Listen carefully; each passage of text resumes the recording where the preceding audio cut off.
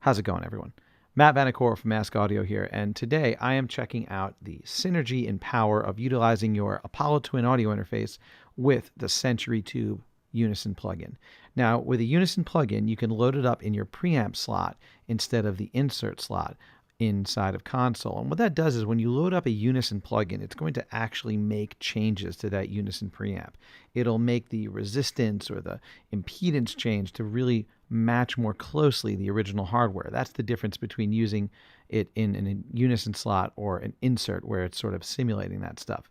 So what I'm going to do first is I'm not going to even use my crazy stuff. I've got an LA 610 with compressor, brilliant, tube preamp. I've got great mics, but I'm just going to go ahead and take an SM57 directly into the back of an Apollo Twin. And I'm going to record some acoustic guitar. And the first thing I'll do is record some without any of the processing at all. So I'll hit the record button and I'll just play a little.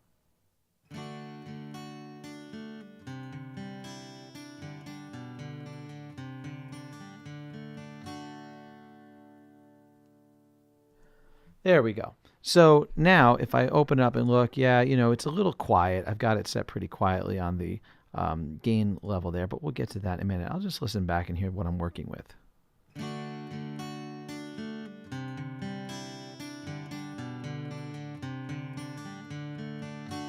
Not too bad right off the bat. Those preamps on the back of the Apollo are really well done. So I'm going to go ahead and just give it 5 decibels of gain, just so that when we're comparing, we can really have a bit more of a fair comparison so we're not skewed by the volume change. All right, I'll go ahead and open up console again, and let's pop in that Century Tube plugin. So I'll go to the preamp and channel strip, Century Tube channel strip. There we go.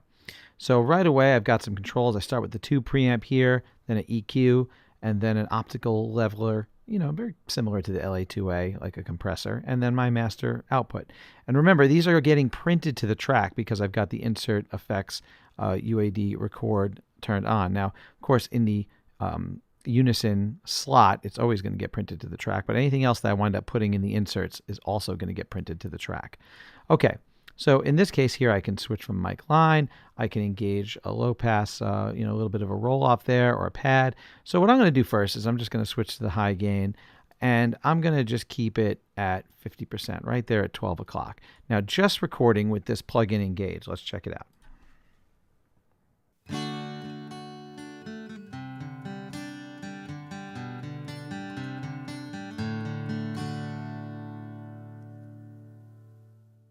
It's not just the volume, but there's really, a lot more headroom to deal with. Everything sounds a little bit clearer. So just even by engaging that plugin, things have already started to become a little bit more sonically detailed, which is nice. Now, I've got an EQ that I can flip it on or off, so let's go ahead and flip it on. I'm going to give it a little bit of high-end sparkle right there around 10K. And it does sound a little bit mid-ish to me. So right there in the mids, right, a little bit above 300, I'm going to pull out just a little bit. So that's sort of like tweaking my sound a little bit with the EQ. So just a little bit of that, I'll hit record, and let's see where we're at now.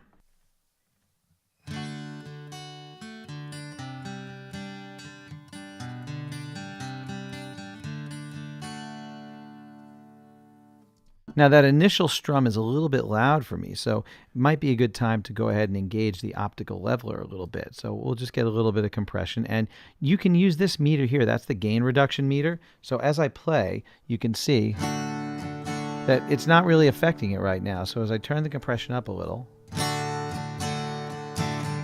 it's starting to kick in. Now obviously if you turn it up too much, we're getting, like, even with light strumming, I'm getting 5 decibels of gain reduction. That's insane. That's going to squash it a lot. So, getting 1 or 2 decibels on some of the louder phrases might not be such a bad thing, just to polish it off a little bit. And that's going to allow me to go ahead and raise the overall level. So I can actually raise the overall level on the preamp side because I've got plenty of room a little bit, and that'll bring up the subtle picking of what I'm doing. But I'll use this compressor to really keep any of those peaks under control. So I'll go ahead and hit record now and try it again.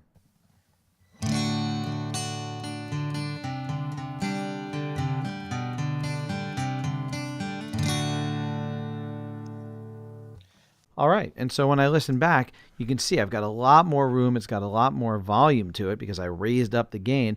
But you'll notice that the spike, the difference between the first and the rest of it, it's not quite so prominent as it was here. So if I were to raise that one up by, like, let's say 10 decibels, you'll see that that spike, wow, such a big difference between the first strum and the rest of it.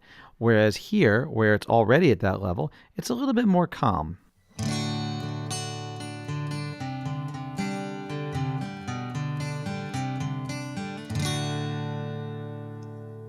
And, I might want to even pull it back a little bit at that point because I don't need to go quite so loud with it. So there's a lot of control that I have there. But it's really great that you can do all of that before it ever even hits the track. I can even add some ambience. If I don't like the directness of the sound, you can go ahead into your inserts and you can throw in a little bit of reverb or room, simulation in there. So if I want to go ahead and throw a little EMT, take it out of wet solo mode, crank it down really low just to give it a little bit of room sound. Maybe even have the response time there. And I've got a nice short reverb that's not going to be too loud, and it's going to get printed to tape. I can always add my more glassy reverb later on if I want to. Or I could just add reverb inside of Logic, of course. That's possible too.